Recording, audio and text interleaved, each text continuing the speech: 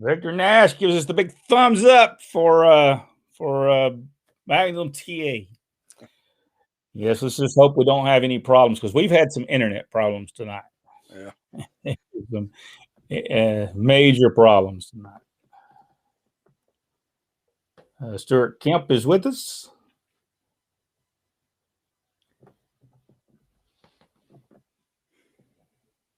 All right, guys. All right, Rodney, we go. Which one you want to do first? Mid South Wrestling or World Championship Wrestling? It doesn't matter, whichever one you want to go with.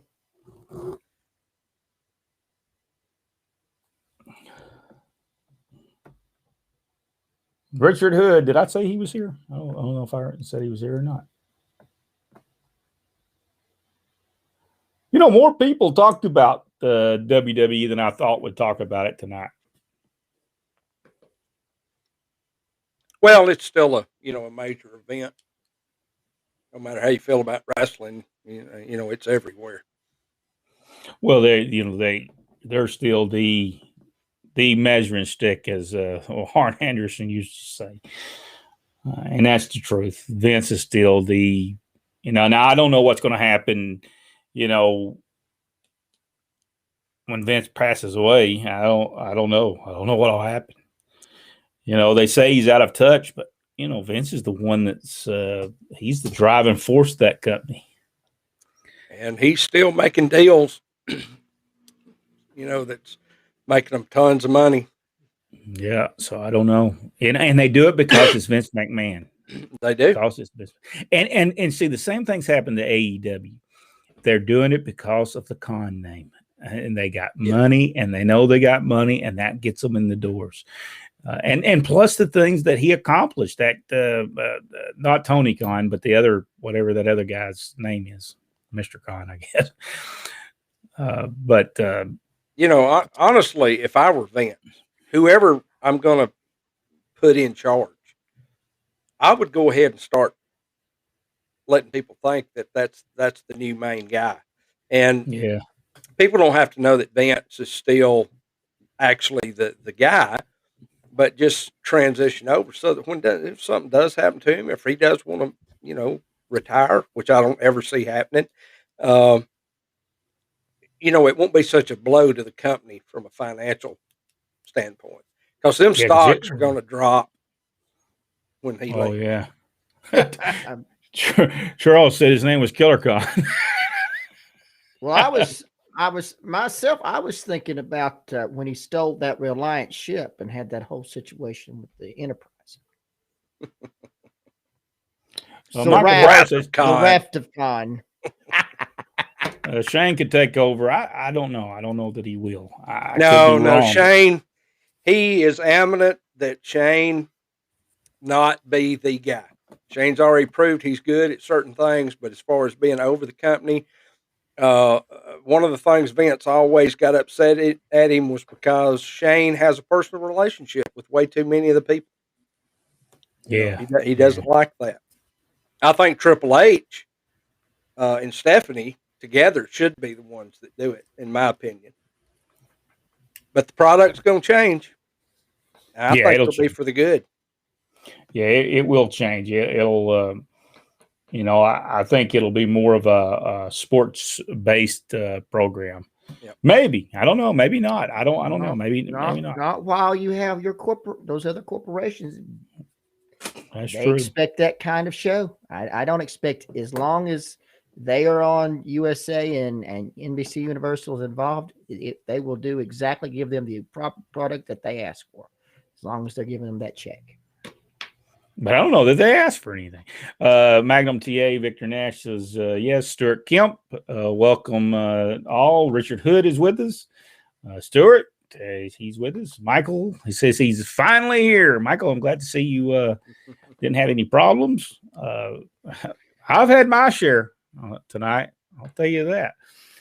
Victor Nash, hopefully Triple H will take over like he did with the NXT.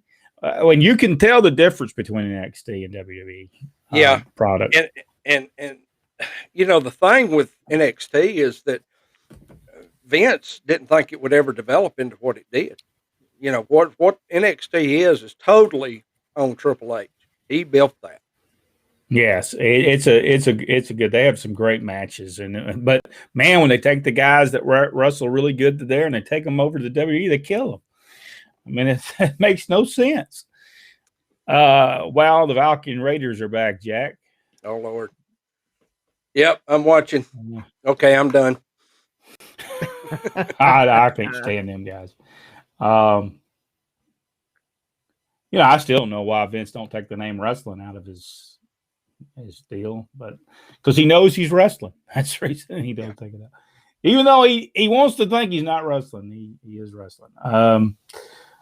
Michael Barr asked this question: what would this pandemic have done to the kayfabe wrestling back in the years? It would have killed all the territories. Yeah, they'd all went out of business. Every one of them. There was no way they would have been able to withstand that. Terrence Hardy said hello. How you doing? Richard Hood said, what do you think about MLW? I think we talked about that. I've never watched the show. Jack says there's a lot of profanity in it. The wrestling's great. Storylines are really good. The wrestlers they have are guys that really should be somewhere someday. Of course, I think they make pretty good money with MLW. But it's that language. The language just kills me. Yeah, I don't want to see that. That's the reason it's hard for me to listen to Jim Cornette. Jim Cornette, very smart person, knows the wrestling business, man. And he's just the other guy with him just as bad. Whatever that guy's name is. Okay, you have to learn how to speak his language. I guess, but man, I can speak it, and I still don't like it. Yeah, I just don't get it. I mean, I could understand using it once, but man, he uses it so much that he uses it like you say hello. Yeah. Was blood bath matches interesting to the fans? I think you could do it too often. Yeah. And I think you could, because we were talking about, me and Ronnie was talking about the other day, we were in Athens, Tennessee, and the Riches went against the RPMs, and the match, the people were going nuts for it. Remember that, Rodney? Mm-hmm. You talking about the other day? Yes. And I mean, they were. Tell that story, because it's incredible how the match, the whole card was just, I mean, the whole night was just electric until the blood. And when it first started, the crowds got silent. The fun was gone, and they just kind of sat there. And it totally changed the whole evening. And I think made what was supposed to be a fun night into something else. And for that crowd, they did not appreciate it. I don't think at all.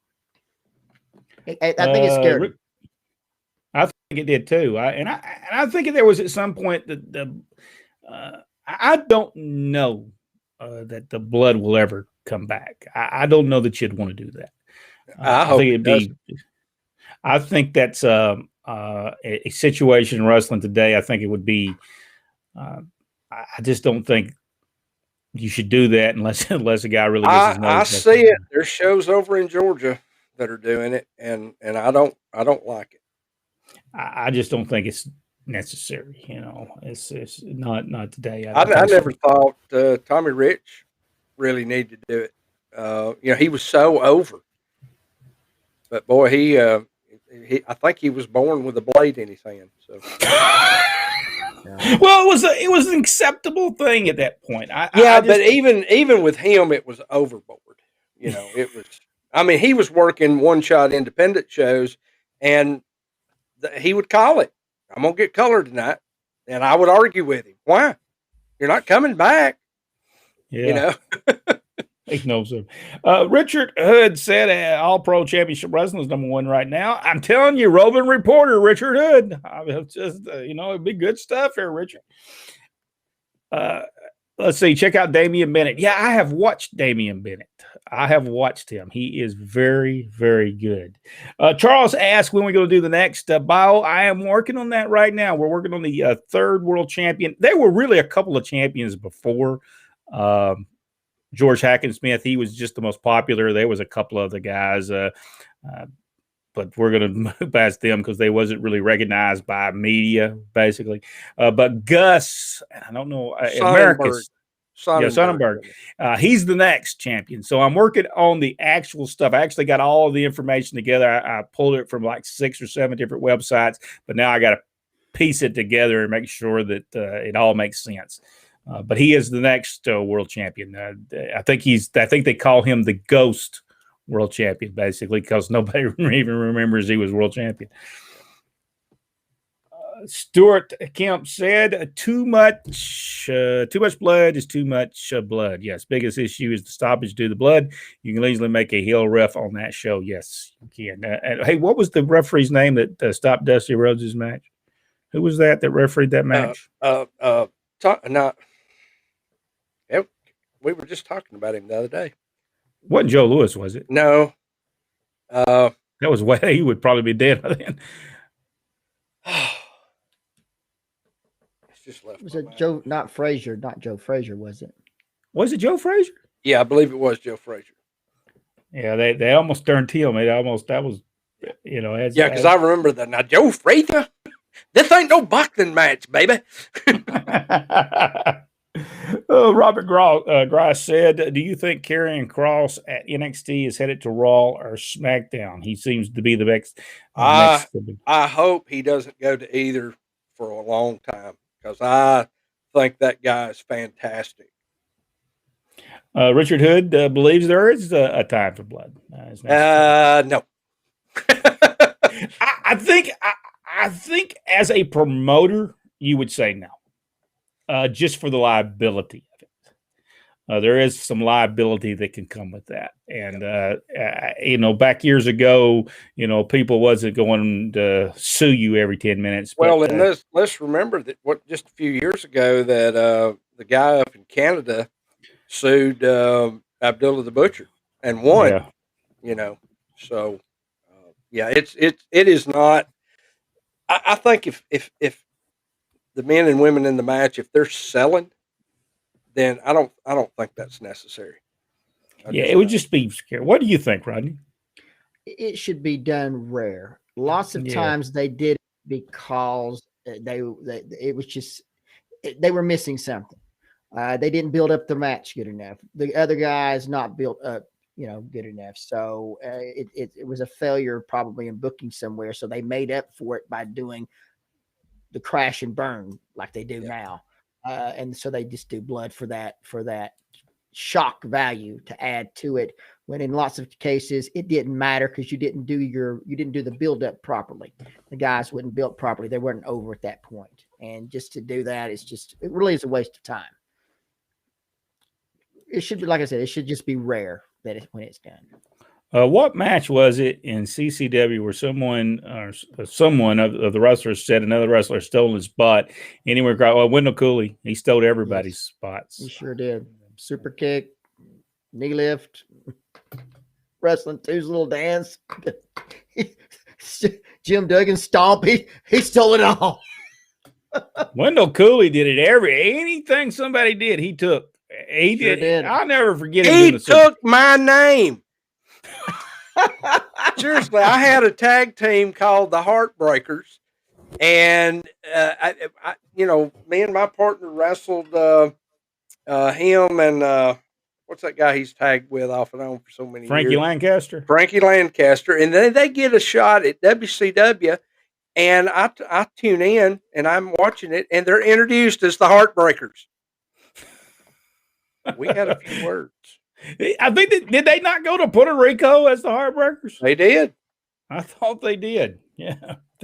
Wendell Cooley he would get any gimmick you had. You better watch it because he'd do it. He was horrible. He was trying to get a mask. I'm sure it would be the next thing. That's the thing. Richard Hood said, "Jack, are you talking about Hannibal?" I think you were, weren't you? Yeah, probably. About the Abdullah the Butcher thing. Yeah, I think that was his name. I don't remember. Charles said, "Are they still brass knuckles matches?" No, they don't have to have those anymore, Charles. They find stuff under the ring. They'll actually also find things on top of the cage. What they're doing there, I don't know. but they'll find them. There'll be a box on top of the cage. Like, where did that come from? So they just leave it up there. There was a toolbox in the cage match last night. Where did this come from? I was like, man. When they were climbing up there, I was thinking, well, surely they didn't leave those bags up there by mistake. And of course, then he pulls the toolbox out of the bag, and I'm thinking, well, that makes sense. I mean, it didn't make sense, but still. That was crazy. Brian Turner. What would be your all's favorite looking title belt? Mine is probably the big gold, and about anything from the NWA timeline. I think the gold belt, the NWA World Heavyweight Championship, the one with the gold with the dome on it. Yep, and the Georgia heavyweight belt was always my next favorite. Stuart Kemp said it was Hannibal Devin Nicholson. Right. I like his interviews, but that man is the boringest guy I think I've ever. Yes. Now, could you tell me about the time that you fought in Canada? Come on, pick it up a little bit, buddy. Have you ever seen him, Rodney? No. I love his interviews. He has great stuff, asks great questions, but geez, he's boring. His presentation is horrible. He is the Terry Taylor of interviews. Oh my gosh. No, and I never will. Robert Gross, I think a good match doesn't require blood, but I see the shock value of the matches. By the way, what do y'all think of the titles? Which title do y'all think is good?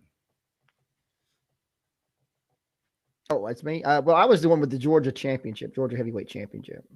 Oh yeah, that was that to me. And at one time, as far as in Georgia, the Georgia Heavyweight Championship was actually, I think, regarded bigger than the world title at one time. It was amazing. Let's see, Jack. Did you?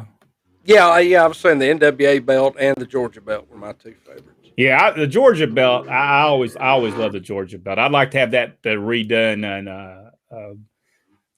put Pro Wrestling Inside and Out on there, champion.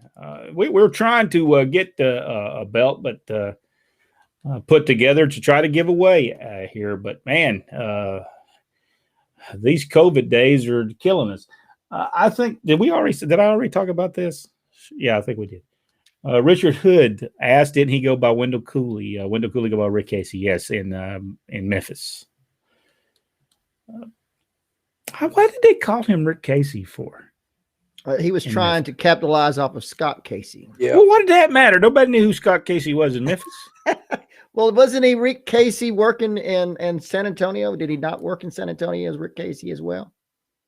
Maybe he did. I think he maybe did. Yeah. Okay, I didn't know. What's that mean? Victor Nash, the Queen, is back. Is she back on television? Is Charlotte Flair back? Oh yeah, she's on there. I'm looking at her right now. I thought she was fired. I thought she quit. Oh no. I had heard that she had quit. Yeah. I said, don't turn your head, Jack. Here comes Charlotte Flair. Yeah, I thought she was gone. Michael Barr said things left under the ring. Yeah, for some reason they need at all times. You must have a ladder. Now, what you're using a ladder for? Put up the ring. I have no clue. I've always said that they should have a button that they can come out and slam their hands on, and then that wall turns around and has all those weapons on the wall. The revolving wall. Yeah. Yeah.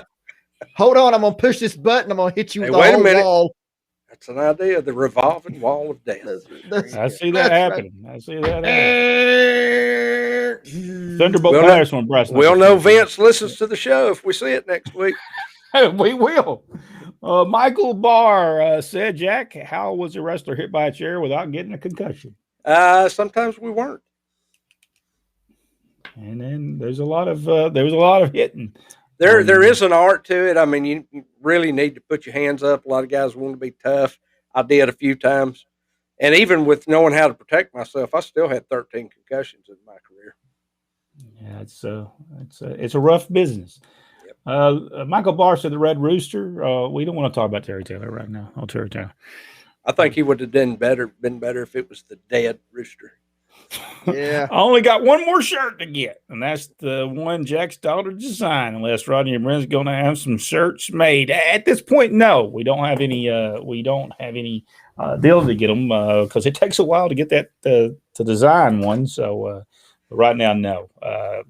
Probably by the summertime, we'll get some new designs and have. My daughter is actually working on another one for us. Okay, it just takes a long time to do that. Just to do the research on some of these things takes forever. I have a replica. Thank you, Jack. NWA belt. Belts are not and those cheap. Look really, really good. I've seen those. Those look really good. Hey, Michael Barr said he wants a revolving ring.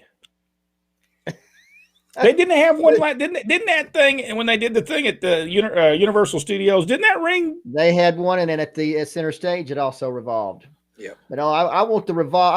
I want to hit a button, and the alarm goes off like a siren, and that whole wall turns around, and then you had every weapon you can think of on the wall. Fellas, at one time, Georgia, there was the nucleus of wrestling all over the country because we had that satellite. Yes, I agree with you, Richard. All right, let's go ahead. Let's get started with this. Let's do Mid-South Wrestling, Rodney. All right. Going in 5, 4, 3, 2, 1. Hello, everyone, and welcome to Pro Wrestling Inside and Out. This is our look at Mid-South Wrestling, our Mid-South Wrestling series. And Rodney, I think we're at episode 297. Yes, indeed. It originally aired on May the 16th, 1985. Jim Ross, Joel Watts opened the program. And, of course, they recapped the situation involving Jim Duggan and the burn by Akbar and Jackson, Mississippi. Had an interview. Jim Ross had an interview with Jim Ross, said that his eye would not be lost in that particular event. Then we have an interview after that with General Skandar Akbar, who Bill Watts said earlier in our last week said that he was suspended for his contractual obligations had been, I guess, voided. But no, Akbar has now sued. His lawyers have put in injunctions, so they would be back on the card. And I remember that very vividly. I mean, Akbar had to wear a bulletproof vest in a lot of the places he went to. It was just amazing. Duggan was definitely over in the Mid-South. And, of course, they talked about you cannot suspend someone without a hearing. Bill Watts is supposed to have a very special announcement coming up. He says he's not happy with the situation, has a special announcement coming up. Match number 1 is the final match for the Mid-South Television Championship and $10,000. Jake the Snake Roberts versus the Snowman. Special guest referee for that one was Bill Dundee. The Barbarian was at ringside during this match, so as well as Dutch Mantel. In the end, it's the Snowman winning the Mid-South Television Championship and $10,000 with a power slam, beating Jake Roberts. In the end, Jake and the Barbarian double up on Bill Dundee. The Snowman comes back in. They clean house. And, of course, the Snowman television champion. Match number 2 involves General Eddie Gilbert, and the Nightmare versus Mark Reagan and Mike Jackson. Again, Dutch Mantel back at ringside. Gilbert catches Jackson with the hot shot, and then it's the Nightmare finishing him off with the pile driver. Just 2 weeks before, we didn't get to see it, we didn't cover it, but Ron West, our father, was actually pile drived by the Nightmare on television. Then we have an interview with the new Mid-South Television champion, the Snowman, and of course they present the check to him for the $10,000. The Snowman talks about Boudini Brown and Muhammad Ali, and of course he is the new Mid-South Television champion. Of course, the only thing that he cared about was the $10,000, obviously, because I don't think he mentioned he was the new Mid-South Television champion. He did, but he didn't. Interview comes up is Terry Taylor, and he's demonstrating the figure 4 leg lock with Terry Daniels and Steve Casey. Dutch again at ringside, and then here comes Ted DiBiase, and I have to admit, I love this. DiBiase telling Terry Taylor, you don't know anything about the figure 4. I've been using the figure 4 longer than you have. And he has Thor out there, and he said, I can guarantee you cannot make this man submit. Talking to Terry Taylor, putting the figure 4 on Thor, and he thought, well, Taylor said, well, just have him lay down. He said, what do you mean lay down? That's not the way the Ric Flair is going to do it. That's not the way I would do it. You don't get somebody just to lay down so you can put the figure 4 on him. So they end up having a match. And of course, DiBiase says he wouldn't submit even if he got it on the figure 4. Then a kind of kind of a match between Terry Taylor and Thor. DiBiase sucker punches Taylor. Thor puts the figure 4 on Taylor. Taylor does the reversal, and Thor gives up. Tremendous stuff getting ready for a match with Ric Flair and Terry Taylor. Should be exciting. Also, in the match, number 4 is the Mid-South Tag Team Champions, Ted DiBiase and Steve Dr. Death Williams against Steve Casey and Terry Daniels. Daniels goes up for the second rope with a crossbody on DiBiase. Williams nails him from the ring apron. DiBiase puts the figure 4 on Daniels. It's Williams and DiBiase with the win there. Match number 5, the Barbarian against Ken Glover. Jake comes out, makes the announcement, talks about the Snowman being a ringer, talks about tired of Mid-South, tells the Barbarian to hurt Glover. Jake is at ringside. In the end, it's the Barbarian winning with the full Nelson, and that's that one. Match number 6, Brickhouse Brown and Brad Armstrong against Chan Chang, not Wang Chang, but Chan Chang and Larry Clark. Dutch Mantel again at ringside, building up to something apparently. Dutch. Brad catches Chang with the atomic drop. Right into the Brickhouse Brown with the headbutt, and it's Brad Armstrong and Brickhouse Brown, the winner in that one. Then we have a video Joel Watts had put together, very proud about it, talked about the entire match with Brickhouse Brown. Still waiting on that video of Brad Armstrong there, Joel. Hadn't seen that yet. But anyway, a video with them. Of course, I fast forward through that. With the close to the show with Brad Armstrong and Brickhouse Brown, they make a challenge to Ted DiBiase and Steve Williams for television. Next week on the program, Ric Flair and General Skandar Akbar, and then a special announcement. Also, all next week. I have to ask this question. Yes, go ahead. Why was Bill Dundee the special referee in that first? Well, they said that they were having problems with some of the officials. That they thought it was a good idea because the other referees apparently are incompetent and don't know how to referee. By the way, our father Ron West was pile drived there because he was leaving Mid-South Wrestling to go back to Southeastern Championship Wrestling, where he stays for 6 weeks, and then he returns back to Mid-South Wrestling. There could be some reasons behind that, but the checks was a whole lot better in Mid-South Wrestling. That's the reason he went back there. It's kind of hard to go from making $2 or $3 grand a week to like 200 a week. So there's a major problem with not making no money. The reason he went back to Mid-South. By the way, I want to ask y'all a question about the Snowman. Did not anybody ever see if he could do an interview or not? I don't even think they approached the can he wrestle part. I mean, where did he come from? Where did he come from? I have no idea. And I would look him up, but I don't care.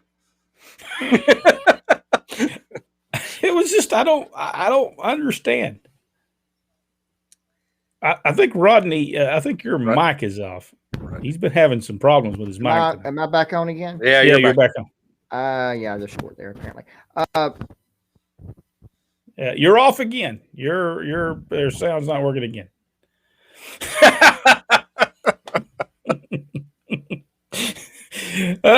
Do you have something you can write to us? Let us know what you're talking. Something else I was thinking about is the Jim Duggan. Roddy's still talking down there.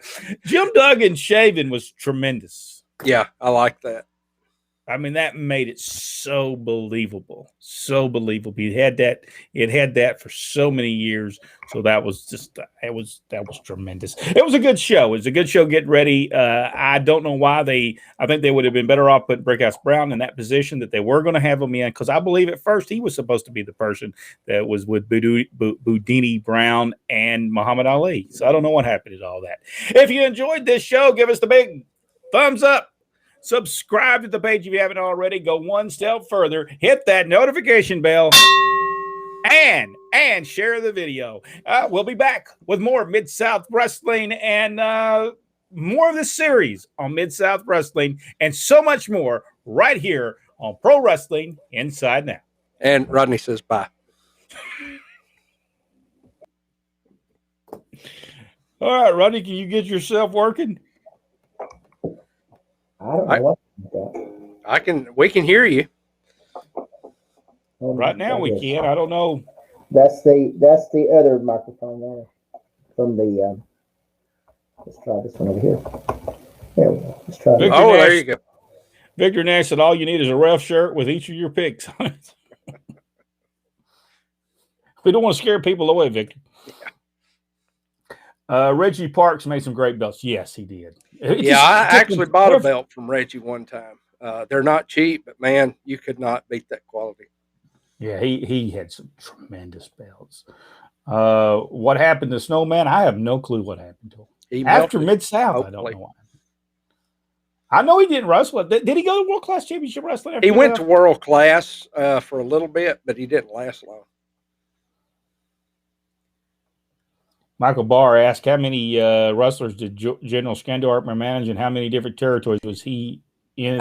He managed a ton of people. But he was in briefly in WWF as a wrestler. He was in WCW Australia version. He was champion down there.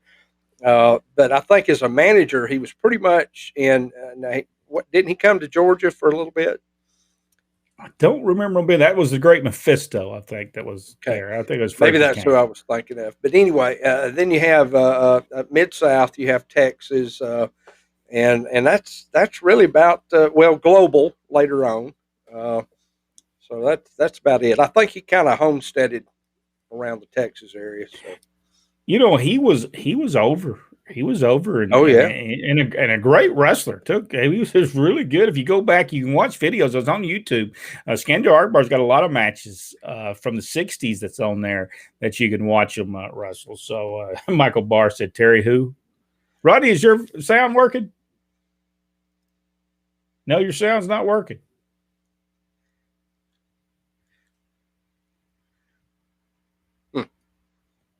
Well, we might just have to fire him.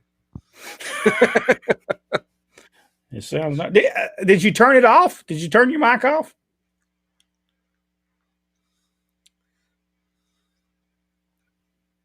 All right. Brickhouse Brown and Brad Armstrong was great. Yeah, they were a good tag team. They had their stuff together. I always thought Brickhouse and Rocky King would have made a great tag team. Yeah. Yeah. Michael Barr said, Rodney, we cannot read lips, sir. I think Rodney's writing his resignation letter right now. Man, what's happened now? I guess he's had to leave and come back. But, we are having a lot of internet problems tonight, also. But I think this is a mic problem. Still can't hear you, Rodney. Nope. Well, me and Jack would go through and do the WCW thing, but I didn't write any of it down. No. I watched it, but I didn't write any of it down. Yeah, nothing, Rodney. We're not hearing anything. He's doing his Houdini tonight. Robert asked how much longer will Vince stay at the head of WWE? What do you think, Jack? Until he dies. Yeah, I think the work is his life. Now, I will say that over the last year or so, he has pulled back. He's not doing every Raw and every SmackDown the way he had for years and years and years. He's actually been letting Triple H and Kevin Dunn and some of those other guys actually fill in for him. And, I don't know if he's taken off. I don't know if he's working on other deals, but he's not there as much as he was. So I think slowly he's letting other guys, take the reins. But now he's still on the phone with them wherever he's at home. Did he have something wrong with his throat? Or has he just yelled so much that he just doesn't? I think he's just yelled so much over his life. Because my understanding is that's not a work. He really does yell a lot. So I mean, he sounded rough, and he has for the last. But when he opened up WrestleMania, I thought he sounded pretty rough. Yeah, it was nice though. That was a bit of nostalgia to hear him do. Yeah, that. I thought so too. Yeah, I thought so as well. It was good. As much as we say bad things about him, I guess. I think all of us in a way are going to miss him when he's gone. Oh, I think so. He did a lot for wrestling. He really Yeah. and truly did do a lot for wrestling, and he is a very smart man. Don't let anybody kid you. I mean, he knows what he's doing, and everything that's happening today is because of Vince. Without Vince, there would not have been a $200 million Peacock deal. There would not have been a $200 million Fox deal because it's about him. Because what they look at, it's not what they're doing right now. Let's be honest, nothing's doing really good anymore. Not like it used to, because television's changed. Yeah. People watch Netflix, Hulu, and that type of thing. And I do too. I don't watch anything on cable. I don't even have cable. I have Hulu, Netflix, Amazon. I have cable and I watch the news and NCIS. Other than that, yeah, and I think that's how people watch it. I think television itself has changed, and I think that, and then in some ways, is YouTube hurting Vince? I've just been thinking, is YouTube hurting? Well, I don't know. I mean, when all the ratings come out, a lot of times Monday Night Raw, even if they're only getting a 1.7 or 1.8, they're still in the top 10. Yeah. So that says that the industry as a whole, the numbers are way down. Yeah, I think so. When I looked at the baseball has fell as well, but they did that to themselves, I believe. But one time there's 24 million people watching. Now I think they're down to 8 million people watching, and now the Super Bowl and football has went up. It's bigger than it ever has been. Last week, on the first night of NXT's TakeOver, which was Wednesday night, they beat AEW in the ratings, and that's the first time in quite a while that they've beat them in the ratings. But that didn't even include the people that were watching on Peacock. I never have seen the rating for Peacock, so they probably exceeded 1 million people for that NXT. I mean, it's a different breed now. It's a different, it's not the same. It's not the same business as it was. And, if you, it's the reason I like to go back and watch old stuff. But the guys at WrestleMania, the guys wrestled, did a great job. I think everybody, the ladies and the guys both worked very hard. You have to give them that. They worked really hard. Will there be another organization compete with WWE? Well, AEW tries, but I don't think they ever will. I don't see it. Robert Grice said cable is dying in the rise of streaming services. I said that too, Robert, and I streamed for about 5 years. And I found that I was paying streaming everything as opposed to cable. Cable was only $6 more a month for me to get all the programming that I wanted. So I went back to cable because I was always having buffering issues with streaming. I don't have that with cable. Yeah, that's true. Now we don't have any problems because we have the fastest internet in the world, basically in Chattanooga, Tennessee. The EPB is the fastest. They're actually showing people how to do the cable and all other places. Rodney, are you working? Or are we going to have to do this tomorrow night? No, I think I'm working on it. Yep. Looks like I am. All right, let's get this. I had to be restarted. I don't know if is it this one? Yep. Okay. All right. Now while we're here, we're ready. All right, let's get live this in living color. And we need to get off of here and actually I need to work on research for next week's show. Going at 5, 4, 3, 2, 1.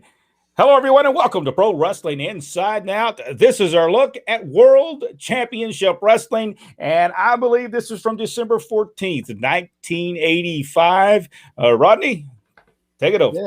Tony Schiavone, David Crockett opened the program with the new national heavyweight champion, Buddy Landale. He talks about the world title, and he really sticks it to Magnum TA, who is in the ring. Talks about him being the number one contender, not the United States heavyweight champion.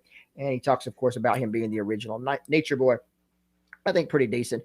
No James J. Dillon this week. Match number 1 is Magnum TA against Bill Tabb. TA winning that one, and in no surprise, this is the belly to belly United States heavyweight champion is Magnum TA.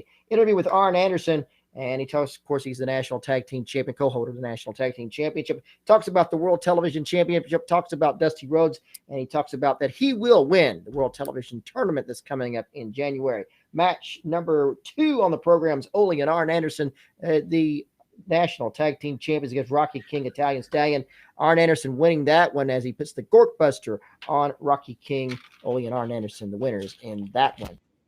On the card, match number 3, Gerald Finley against Tully Blanchard with Baby Doll. Just a fantastic match, no doubt about it. In the end, Tully Blanchard wins that with the slingshot suplex.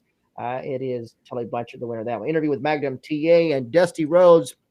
And this is the interview in which Magnum TA and Dusty Rhodes had the fur coats. Did they not look great? It was just embarrassing. It was just plain. It was just embarrassing. He talks about, of course, the TA is talking about Buddy Landell. Dusty talking about Ric Flair, Arn, and Ole Anderson, and that he was going to hurt one of them in that one. And then he comes at the end of the program, and then he kind of does a little showing off with the coat, and then he says that he spent $33,000 for that coat. I think I could have found other things to spend $33,000 on, if that's in fact the truth. Match number 4 is the Rock and Roll Express, the World Tag Team Champions against Vernon Deaton. George South is the double drop kick. Morton getting the pin on Vernon Deaton. Interview with Ivan Nikita Koloff, Crusher Khrushchev, who was the Mid-Atlantic Heavyweight Champion. Ivan talks about the Rock and Roll Express, and of course they recap a match on either NWA Worldwide or on Mid-Atlantic Wrestling, where they Road Warriors attack the Nikita Koloff, Crusher Khrushchev. It backfires. Ivan Koloff throws in a chain. Nikita hangs Hawk from the rope. And then, of course, they talk about the World Television Tournament coming up as well. And Ivan just fantastic in this interview. Match number 5, Mac Jeffers against Nikita Koloff. Ivan Koloff at ringside. It is 2 Russian sickles, puts away Bill Tabb's, Mac Jeffers. Nikita Koloff, the winner of that one. Interview with Tully Blanchard and Baby Doll. And, of course, it talks about he was talking to his dad and talked about what a miracle it was that Magnum TA actually beat him for the United States Championship I Quit match. He said he never said I quit in that match.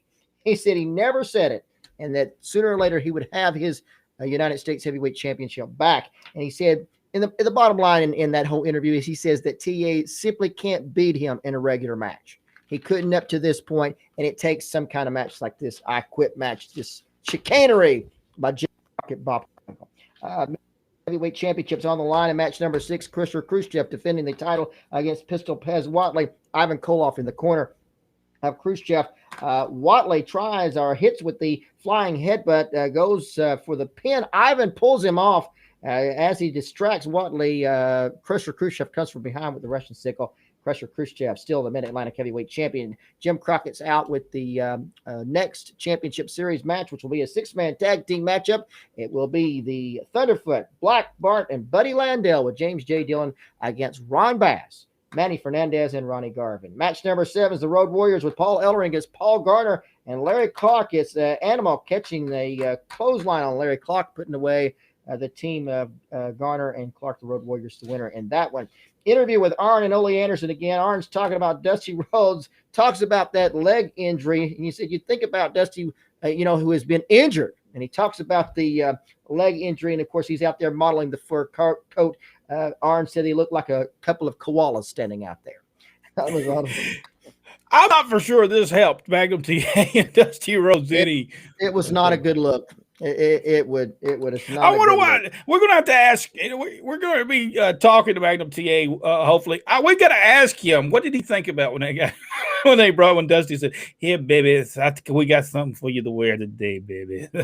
He's probably thinking, "That's not my biker gear. That's not my gimmick." But hey, go ahead, Rodney. I just thought I'd. Ole was talking about Dusty, the world television title, and Dusty always talks about the idea of hurting someone, but never does it. He's the only one that ever gets hurt. Arn looks in the ring and he said, "Right there's an example of somebody we've heard." Of course, it's Sam Houston in the ring, And of course, that's match number 8, Sam Houston against Mike Nichols. It's the Bulldog, and Sam Houston winning in that one. Interview with Paul Jones and the Barbarian. Not sure what's going on here. Not sure what Paul's talking about. But he gets all fired. He gets all fired up. Really intense, talking about how strong the Barbarian is. Match number 9, Manny Fernandez against Kent Glover. He's everywhere. Kent Glover's just everywhere. That's the flying burrito out of the corner. Manny Fernandez winning in that one. We've lost the match 15 or 16 or 17. I believe every time you turn your page, you hit something and something happens. Oh, I'm sorry. Sorry about that. I must be a short there. We'll have to fix that. Am I on still now? You are on. Good. Yes. Yeah. Okay. Next was Ronnie Garvin. He does say that his name is Ronnie Garvin and not Ron. I don't know if you noticed that or not. Ronnie Garvin, he talks about the National Heavyweight Championship in Buddy Landell. Match number 10, the Barbarian with Paul Jones against Alan Martin. It's the Power Slam, followed by the top rope headbutt, the Barbarian, the winner in that one. Then interview with the Road Warriors, and they're talking about the Barbarian, also talking about the Russians in that one. Match 11, Ronnie Garvin against Al Scott. I just wished I would not have wanted to be Al Scott at all. Ronnie Garvin winning that one as Al Scott tries a sunset flip. Garvin blocks it, does the Garvin punch. It's Ronnie Garvin, the winner of that one. Last part of the program is the Rock and Roll Express, the World Tag Team Champions, talking about Jim Cornette and the Midnight Express. And that is the final of that broadcast. A pretty good show. Nothing spectacular in the show, except for Dusty and Magnum TA and their koala bear outfits. Jack, anything you want to add to it? No, just, any show that has the Andersons destroying people, I love. I'm going to say something right here that's probably not going to be popular, but, that's not the first time. I thought the Rock and Roll Vernon Dean and George Southstrut was just a disaster. I thought as the World Tag Team Champions, they start off really with a head of steam. The fans are right behind them. They ate those guys lunch, didn't give them anything, didn't give them a thing, and I thought did not show them in a good light as being World Tag Team Champions. It seemed to me that they might have had a little bit of the big head during this match, but I had it. I would have talked to Ricky Morton about doing the woos in his interviews too. So we only have one doing the woos. It was. Woo! Yeah, that was the Paulie woo for about that. What the Red Flag. Yeah, we would. We have only one doing that. We only have one doing that, and I don't know. I felt when I was watching that, I thought, what in the world are they thinking here? And it was just they gave them nothing and then lost the crowd. Just totally lost the crowd. And with somebody like Vernon Deaton and George South, they could have gave them something. Come on. Has the Midnight Express been on this show in a while, or am I just missing them? Cornette was on the last time we were on there. It was just him by himself. I don't think Bobby or Dennis was on there that week. Right after Starrcade. They must have been getting over, and Flair said he didn't want him back on the show. But anyway, possible. This joking. I don't know that actually happened. That was the completely joke. We hope you enjoyed this video. If you enjoyed it, give us the big thumbs up. Subscribe to the page and go one step further. Hit that notification bell. And it'll let you know every time we upload a video. 300 plus videos right here on Pro Wrestling Inside and Out. And go one step further, do that share. Hit that share button and let everybody know about Pro Wrestling Inside and Out. Until the next, we're going to do it a little different, folks. We're going to take World Championship Wrestling, and we're only going to pick up the big parts of the show. We're going to start doing that. We may do a month at a time and hit the big parts of the show because at some point, some of this can be a little bit redundant. I know some of the stuff can be a little bit redundant. So we want to make sure that we move through and give you the big parts of what happened on World Championship Wrestling. Thank you so much, and we'll see you in the next video. I'm going to have to get me a fur coat and a microphone. I know a guy. I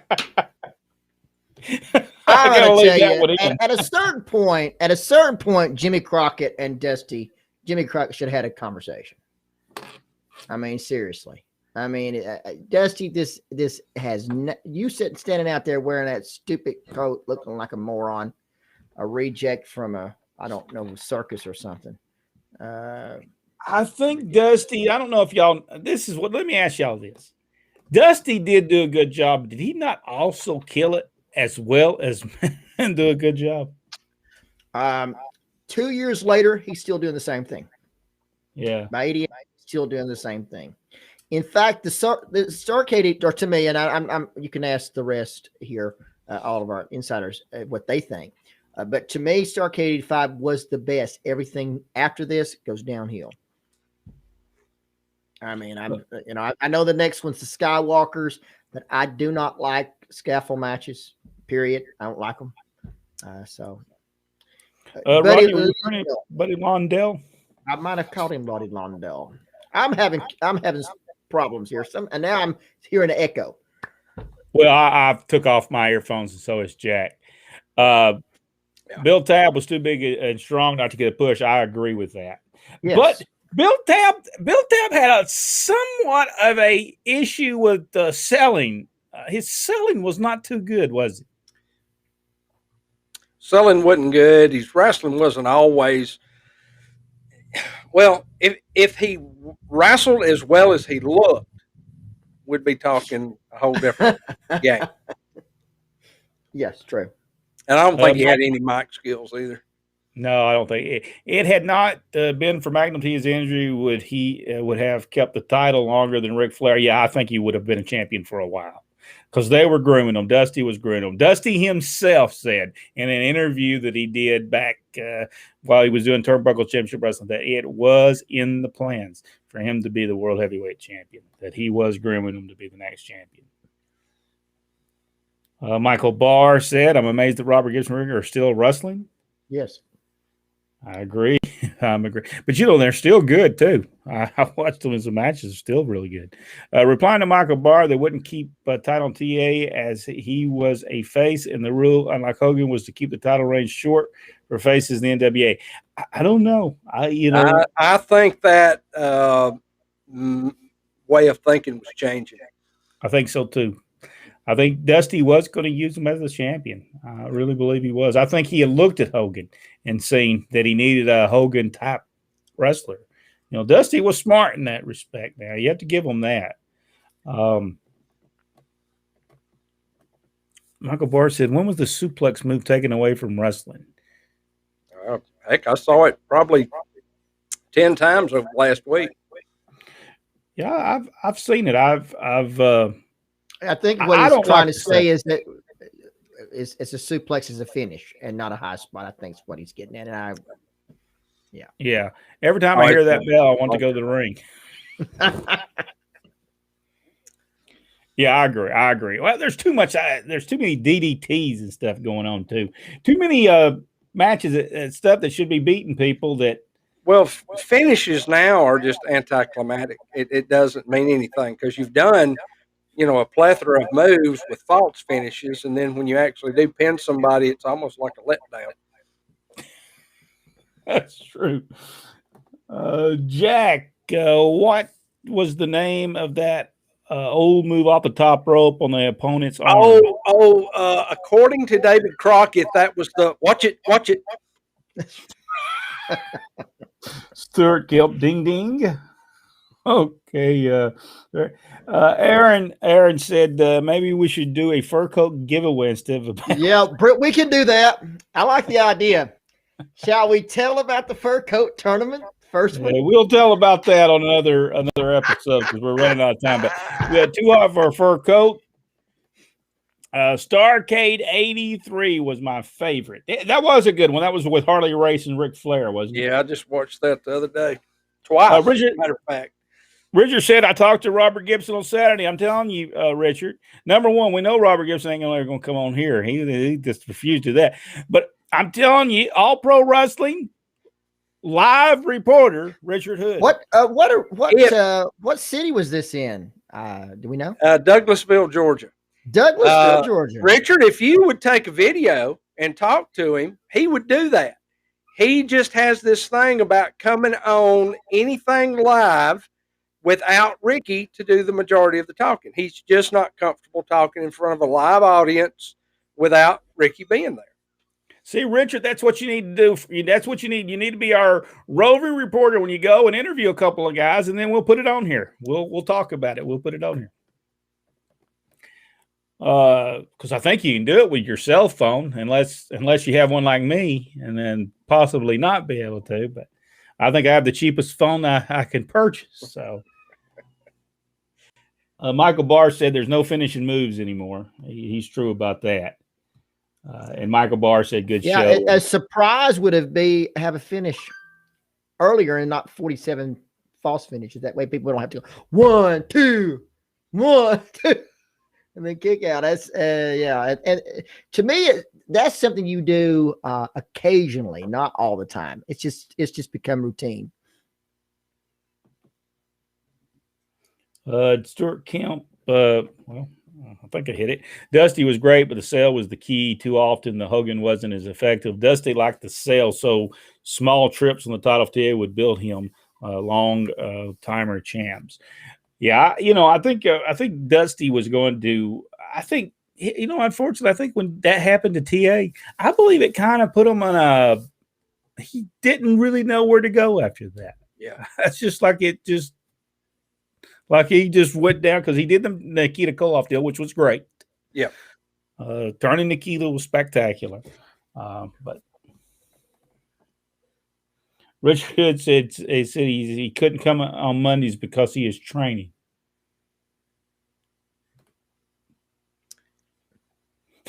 I think that's what he's.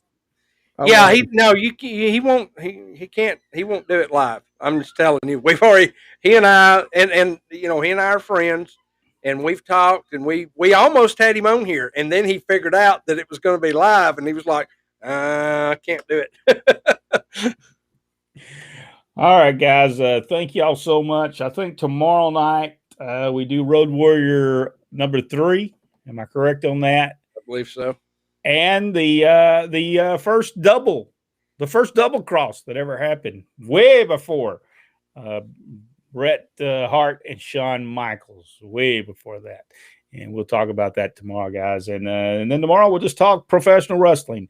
Charles said he's going to be out of commission tomorrow night. We'll be next week if I pull through. Well, you pulling? What's going on there, Charles? Yeah, Charles, what are you pulling through? Is everything all right? We'll have to wait for him on that one because you can't leave us like that, Charles. That's like a cliffhanger. Like that's right. If you pull through. We don't need a cliffhanger like that. Geez, they need that on Raw. They make me want to pay. I'll be watching next week. Michael Barr just tell him to take care, but we want to know what he.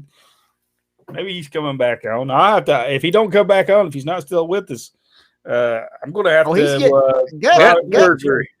Oh well, we'll pray for you there, Charles. Yeah, we'll pray for you.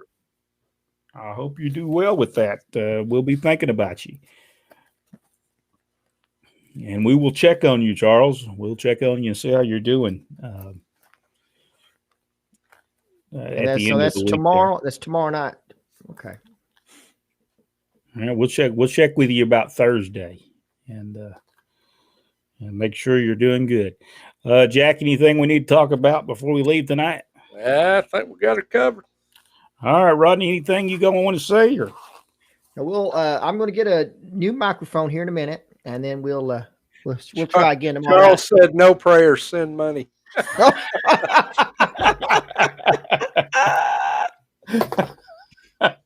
Well, you're in bad luck with us. I don't know nobody to send you. I'm fixing to start a GoFundMe because I found a motorcycle. So. Oh wow. All right, guys. Thank you so much, Charles. We wish you the best, and we hope you get through that surgery tomorrow. And we will be praying for you. And tomorrow night we'll see the rest of you. And thank you so much for everybody's. Thank you, Brian Turner. Tomorrow.